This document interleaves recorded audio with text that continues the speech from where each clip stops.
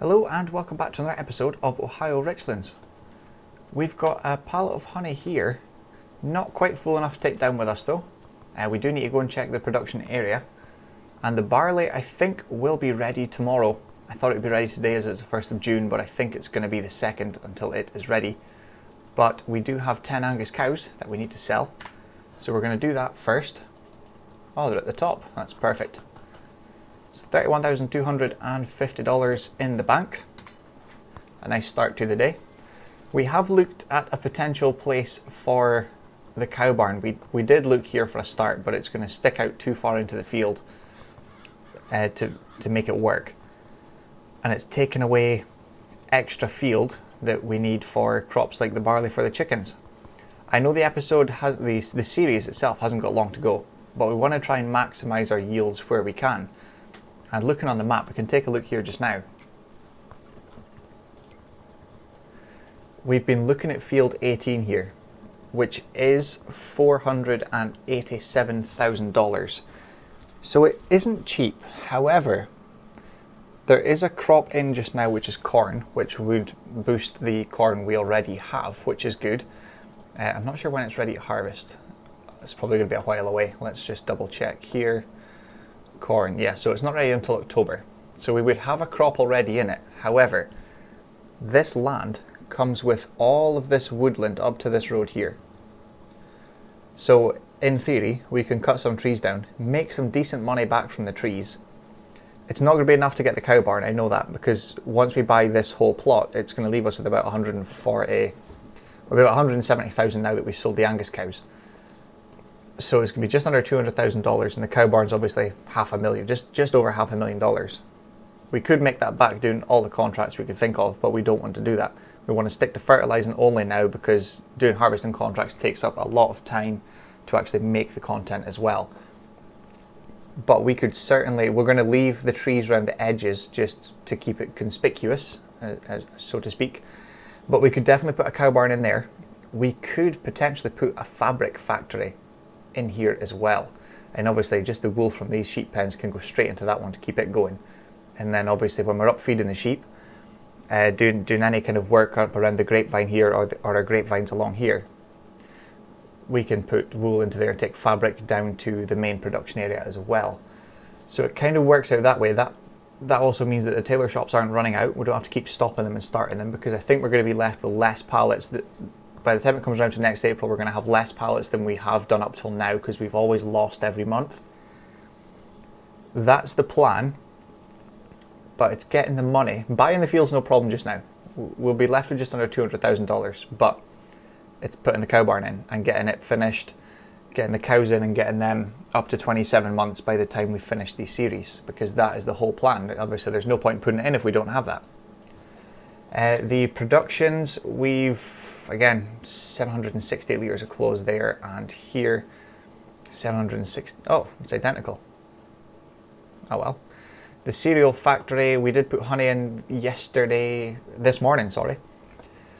We could only put in another kind of 1,300-ish to keep up with the raisins. Once the raisins are finished, then we can't do anything else, because obviously we're waiting for our harvest window, which is just a couple months away. But I think it's maybe best if we just check up on the animals today. We could probably sell the wool, although it's maybe not worthwhile doing just yet. No, there's not enough. We fed the Angus cows. They do need a bit of straw, but we can wait until tomorrow. Same with these guys, we could just top up their straw as well. And they're good. Yeah, there's no point selling the wool. There's only 585 litres there. So I think it's best to maybe skip into tomorrow, and we'll be ready for our barley harvest. Let's just check the sale quickly, see what we've got. A big tractor, but it's a Fendt. We don't want to use that in this series. We've been John Deere up till now. We don't want to ruin it in the last couple of episodes. There is a silage wrapper, but we've had that same silage bales for so long now that we don't really, I don't think we have time to make any more, to be honest. We've still got a whole pile over there. Yeah, we still need to take the corn header back up here as well that we bought recently, so we need to do that as well. We'll probably leave it down there. We don't need it just yet, but I think for now we're probably best just skip to tomorrow, to be honest. The animals are kind of fed. We don't need to do anything with them until tomorrow. So yeah, we did take cereal pallets back up as well. So we have, what have we got here now? 12, 24? We've got 24 pallets. I don't know what happened with this one, but it's a full 1,000 litre pallet. Same weight and litres as that one, but it's missing a whole section there. I don't know. There's another one back here that's the same as that as well. I don't know why it did that. Anyway, yes, so there's 24 pallets there already, which is going to bring in quite a bit of money. But yeah, for now, I think just skipping to tomorrow, see if that barley field's ready, and maybe take a leap of faith and purchase that field for $487,000 and start doing a bit of logging, because it is going to be quiet. We'll just check the harvest windows here. So barley's there, we've got soybeans, sunflowers as well. They're not until October. Same with the corn if we do purchase that field. And grapes is obviously a couple months away as well. So we have kind of the whole of July to take out the forest, really. And let's just check the prices. We did look, because we were going to do wood chips. That's what we did last time. But the highest price for wood chips is only $543, and we have to wait until January to recoup the money from taking down the forest. However, wood at its lowest price is $981, so almost double the wood chips at its lowest price. And $1,010 at its highest, so there really is not much in it. It's basically a straight line right through. There is a high price, but it's not really worthwhile waiting until April to sell it. So what is the current price for that? So 998. I don't know if we'll get it all into the biomass heating plant, but we definitely can put it into the firewood neighbour, which is actually right beside where the field is. It's just below where the grapevines are. That little house tucked right into the corner between the junction of the road and where the sheep pen, or that field is. So it's kind of ideally located. It is at the lowest price, which is here. It's not really the lowest price or the highest price, but it's perfect. So I think keeping the wood logs itself is, we just cut it to logs and get some sort of grapple, I think, which we'll get in the store. I don't think it'd be much expensive, maybe about $5,000, but we'll recoup that very quickly with the trees. But yeah, we'll think about that tomorrow. For now, we're going to have a sleep, and we'll see you first thing in the morning.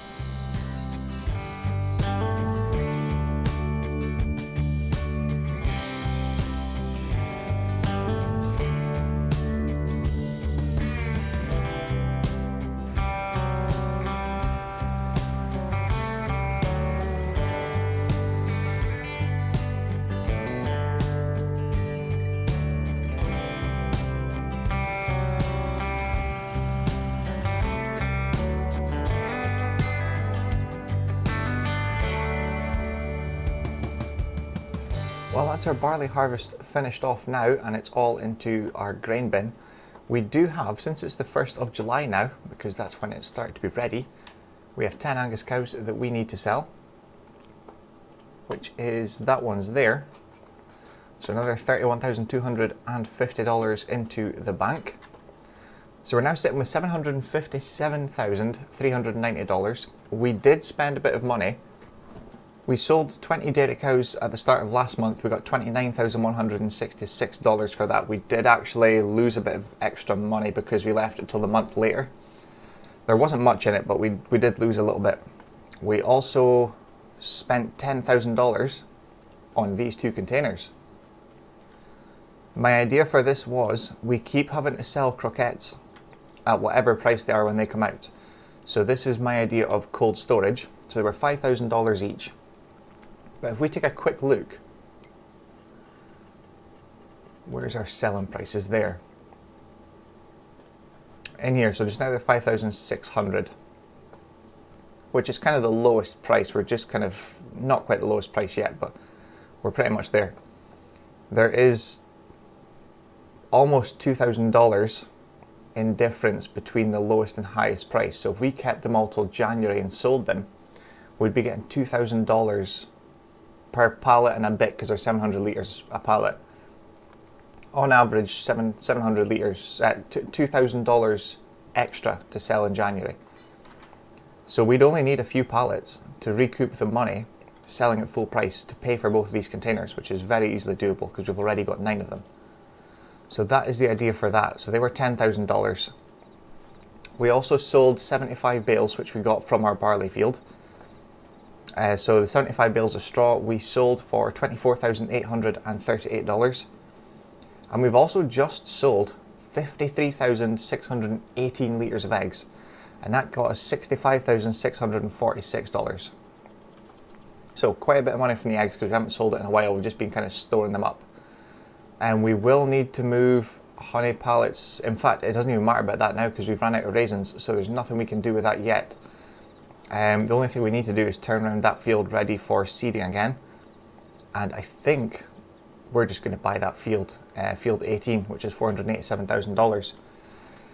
Then do a bit of woodwork, get some trees down and get ready for the barn going in, because that's going to take a couple of months to do.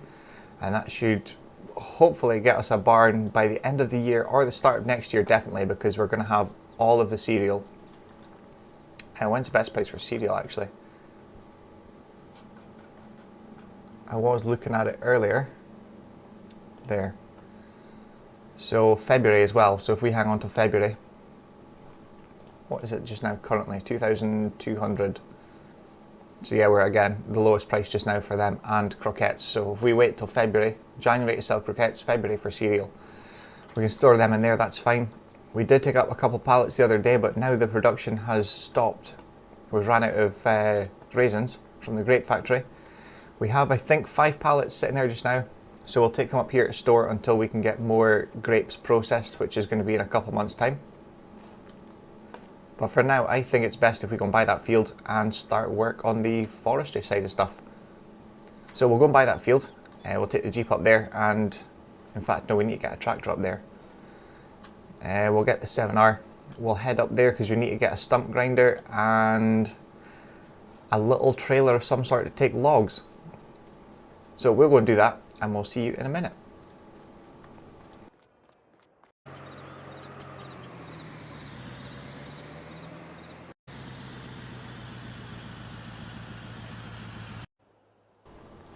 Well, that's us finished up quite a long day. It is just after 11 o'clock at night, and we have bought this field and kind of did some work on it. We took down quite a lot of trees.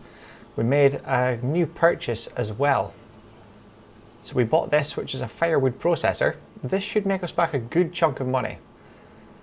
Well, that's what I'm hoping anyway. It was $45,000. We did buy it brand new, and it's done quite a bit of work today. We cut down these trees, moved them in a telehandler, which is still, you can't really see there, it's just at the front. Moved the logs onto this, or beside it, should I say. It actually picks the logs up for you with this little contraption on the side. Feeds them through, cuts it at a set width, or cuts them at a set length, puts them down there, and the chopper chops them into little segments. So a fantastic little machine, but $45,000. We did actually make $82,930 in firewood so far, and that is just from this section here. We've still got maybe another 2 sets of this to go. We're only about a third of the way into this kind of forested area, so we've still got quite a potential of money to come through from this. And we also bought this as well. It plants trees and poplar as far as I know, but we bought it specifically for trees. This itself was $26,000, and we also spent $5,000 on 100 pine saplings, which are down beside the other set of grapevines, not these ones here. So that field now has 100 pine trees in it and growing. It should take around 2 years, so by that time when it comes round, it's kind of a long investment, I think. We can cut these down anytime to make extra money if we need, but we don't really need it yet. We do for the cow barn, but I'm not willing to cut all that down just to get a barn. But that trees we planted, the pine, should be ready in about just over 2 years, about 2.5 years. And then we can cut that for firewood, take the processor down there, get it all processed and taken up here. Just at the back of here, I'll maybe run through actually, we can see it. I didn't actually know it was there, it's been here all along. But our corn is looking well because we now own that field. We can now say it's our corn. I wonder if we can jump the fence or nip through here. Nope, I have to jump it. So yeah, along here, we've never really paid attention to it much, we've never noticed it. But there's actually a trigger here.